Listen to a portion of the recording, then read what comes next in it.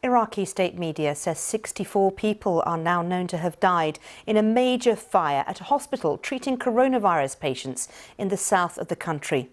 It appears the fire was caused by the explosion of oxygen tanks.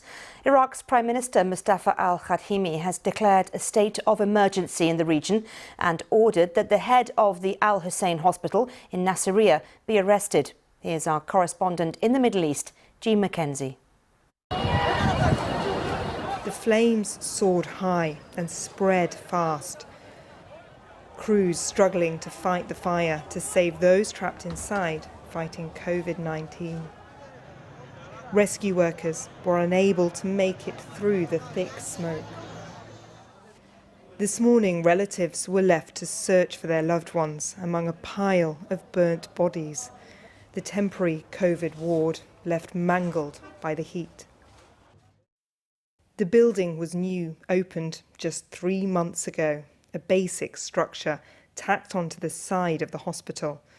Unable to withstand the force of what was likely an oxygen tank exploding, it quickly became a tinderbox. The front door was burning and the back door was closed, so people couldn't get out, this witness says. People were stuck inside, and then the ceiling fell on them. The pandemic was already proving too much for Iraq's woeful health system to cope with, on its knees after years of war, neglect, and chronic mismanagement. COVID cases here were climbing.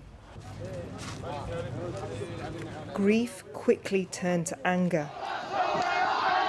Crowds gathered outside the hospital, chanting against authorities and a health system that has once again failed to protect them. This is the second such tragedy in a matter of months. In April, more than 80 people died after an oxygen cylinder exploded at a COVID hospital in Baghdad. As more bodies are counted, the Prime Minister, Mustafa al-Kadhimi, has ordered the arrest of health officials and the hospital manager, promising repercussions for this catastrophic failing, that a place intended to save lives has ended up taking so many. Jean Mackenzie, BBC News.